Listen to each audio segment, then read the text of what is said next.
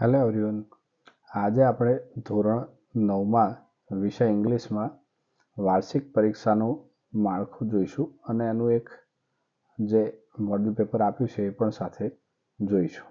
Okay, જેથી આપણને idea આવે એક્ઝેક્ટ શું અને કેટલા માર્ક્સનું પૂછાય છે. ઓકે,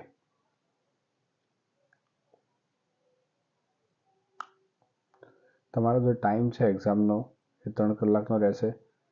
કુલ ગુણ 80 રહેશે. ઓકે, પ્રશ્નક્રમ, વિભાગ તથા પ્રશ્નની વિગત અને ગુણ આપેલા છે સામે, કેટલા ગુણનું કયો સેક્શન હશે. ઓકે, હવે જો સેક્શન એ છે એમાં ક્વેશ્ચન નંબર 1 થી 12 આપ્યો છે આપણને, બરોબર. હવે સેક્શન એ છે ટોટલ 16 માર્ક્સનો હશે.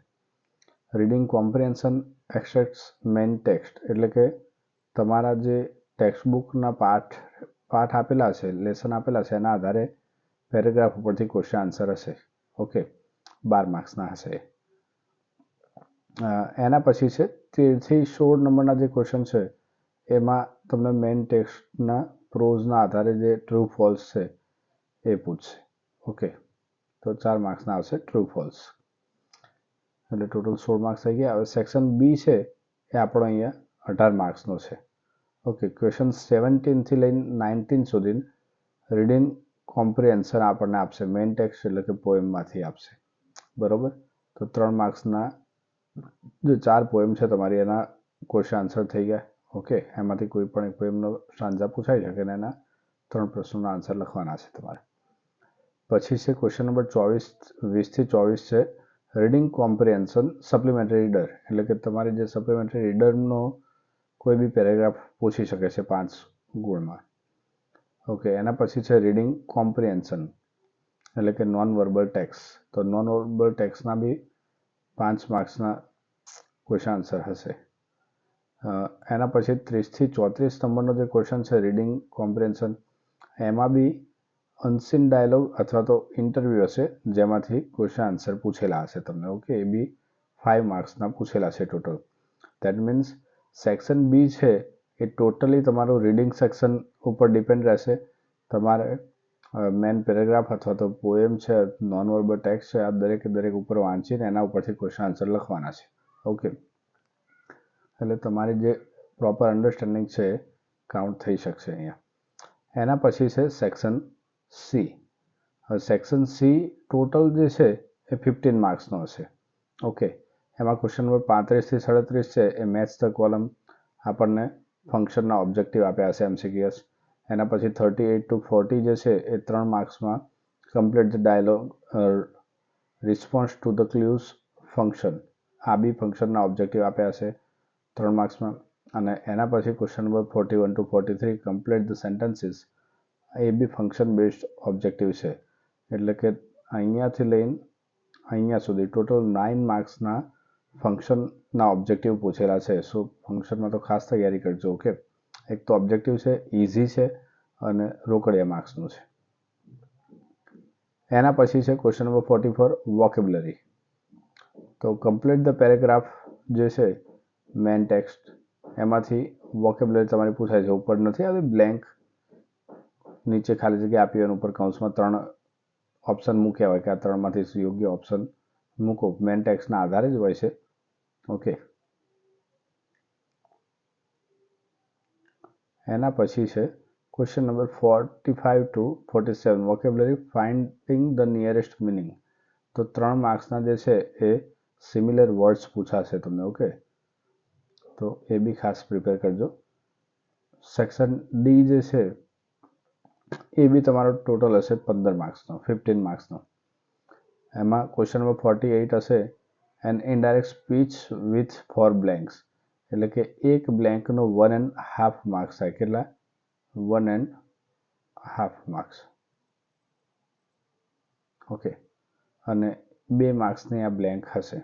પહેલાની ટાઈમમાં મતલબ લાસ્ટ જે પેપર સ્ટાઇલ હતી એની અંદર અહીંયા પૂરેપૂરો પેરેગ્રાફ લખવાનો હતો, પણ તમે લોકો લખી છો કે બ્લેન્ક આવે છે.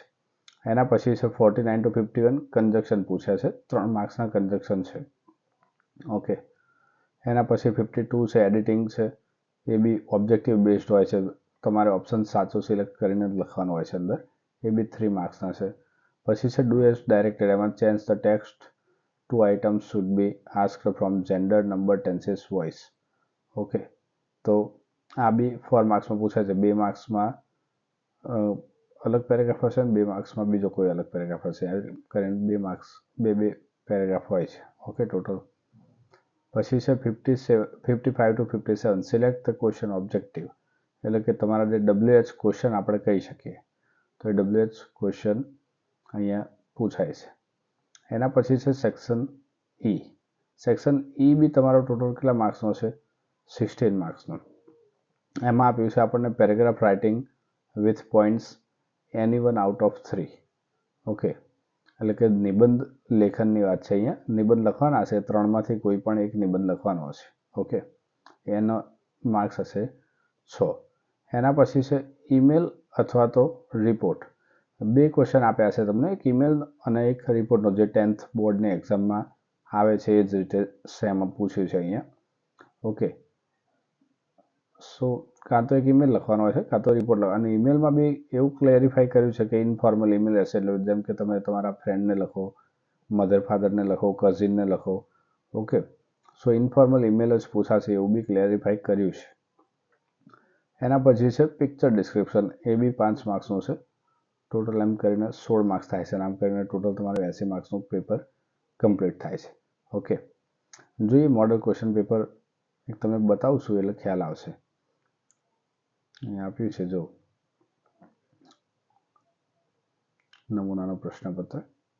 સેક્શન એમાં જે છે એ આપણને 12 માર્ક્સના ક્વેશ્ચન આન્સર આપ્યા છે. આ રીતે 6 પેરેગ્રાફ આપ્યા છે અને 6 પેરેગ્રાફ ઉપરથી 12 ક્વેશ્ચન આન્સર પૂછ્યા છે. એના પછી 4 માર્ક્સના ટ્રુ ફોલ્સ પૂછ્યા છે. બરોબર.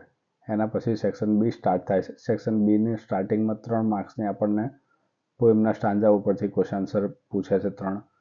એના પછી છે 5 માર્ક્સના ક્વેશ્ચન આન્સર પૂછ્યા છે. ઓકે, એના પછી નોન વર્બલ ટેક્સ્ટ ઉપર આપણને 5 માર્ક્સના ક્વેશ્ચન આન્સર પૂછ્યા છે. જો આ રીતે. એના પછી છે ફોર બ્લાઇન્ડ સ્ટુડન્ટ્સ ઓનલી. આ જે નીચેનો પેરેગ્રાફ છે બ્લાઇન્ડ સ્ટુડન્ટ્સ માટે છે. તમારે ક્વેશ્ચન નંબર જોઈ લેવાના. 25 to 29 રિપીટ થાય છે અને અહીંયા બી 25 to 29 રિપીટ થાય છે. અને અહીંયા નીચે સૂચના બી આપેલી છે. દેટ મીન્સ આ સૂચનાની નીચેનો જે પેરેગ્રાફ છે એ બ્લાઇન્ડ સ્ટુડન્ટ્સ માટે છે. ઓકે, એના પછી છે ડાયલોગ આપેલો છે. ડાયલોગ ઉપરથી ક્વેશ્ચન આન્સર આપેલા છે. આ બી 5 માર્ક્સના પૂછ્યા છે. ઓકે, એના પછી સેક્શન સી ફંક્શનનો આપેલો છે. ફંક્શન બી 3 માર્ક્સના પૂછ્યા છે. ઓકે, અહીંયા ઓબ્જેક્ટિવમાં. એના પછી બીજા 3 ડાયલોગના ફોર્મમાં પૂછ્યા છે, એ બી 3 માર્ક્સના પૂછ્યા છે. ઓકે, એના પછી બી 3 જે પૂછ્યા છે એ બી ડાયલોગના ફોર્મમાં, સેન્ટેન્સ કમ્પ્લીશન કરવામાં પૂછ્યા છે. એ બી 3 માર્ક્સના છે, પરંતુ ઓબ્જેક્ટિવના ફોર્મમાં આવશે એટલે કોઈ વાંધો નહીં આવે. એના પછી બ્લેન્ક કમ્પ્લીટ કરવાની છે. એના પછી 3 માર્ક્સના સિમિલર વર્ડ્સ પૂછ્યા છે. ઓકે, એના પછી સેક્શન ડી સ્ટાર્ટ થાય છે. સેક્શન ડીમાં ઇનડાયરેક્ટ સ્પીચ પૂછાઈ લીધી. ઓકે, એના પછી છે કન્જક્શન 3 માર્ક્સના પૂછ્યા છે. એના પછી છે રીરાઇટ ધ પેરેગ્રાફ. ઓકે, તો એ બી તમને 3 માર્ક્સનું પૂછ્યો છે. અહીંયા બ્રેકેટમાંથી યોગ્ય વિકલ્પ પસંદ કરીને લખવાનો છે આન્સર. એના પછી છે ડુ એઝ ડાયરેક્ટેડ, એ 4 માર્ક્સનો પેરેગ્રાફ પૂછ્યો છે. અહીંયા 2 પેરેગ્રાફ આપ્યા છે આપણને. ઓકે, કયા છે? જો mister Upadhyay rises at 5 o'clock every day, તો અહીંયા રોજ થઈ જાય છે. દેટ મીન્સ આનું ભૂતકાળ કરવાનું છે. અને અહીંયા ધેર ઇઝ અ ટ્રી અને અહીંયા ધેર આર ટ્રીઝ, તો આ બહુવચન કરવાનું છે, પ્લુરલ કરવાનું છે. ઓકે, આ રીતના 2 પેરેગ્રાફ આપશે તમને 4 માર્ક્સમાં. એના પછી 3 માર્ક્સના જે WH ક્વેશ્ચન કહ્યું હતું એમ આપ્યા છે, MCQs બેસ્ડ. એના પછી છે સેક્શન ઈ. 6 માર્ક્સમાં એસે આવશે આ રીતે. ઓકે, ત્રણમાંથી કોઈ પણ એક એસે લખવાનો છે, my friend visit to dentist and save trees, and as it is એના પછી જ આપ્યું છે. જેમ પેપર સ્ટાઇલમાં કહ્યું હતું એ પ્રમાણે 5 માર્ક્સમાં ઈમેલ છે અને એના હાથવામાં એક રિપોર્ટ પૂછ્યો છે આપણને, અને 5 માર્ક્સમાં બીજું છેલ્લે લાસ્ટ ક્વેશ્ચન છે 60 નંબરનો, કે પિક્ચર ડિસ્ક્રિપ્શન. ઓકે, આ પિક્ચર ડિસ્ક્રાઇબ કરવાનું છે. ઓકે, તો આ રીતની આ વખતે પેપર સ્ટાઇલથી એક્ઝામ તમારી કન્ડક્ટ થશે, જે એપ્રિલ મંથમાં લેવાની છે 2025માં. ઓકે,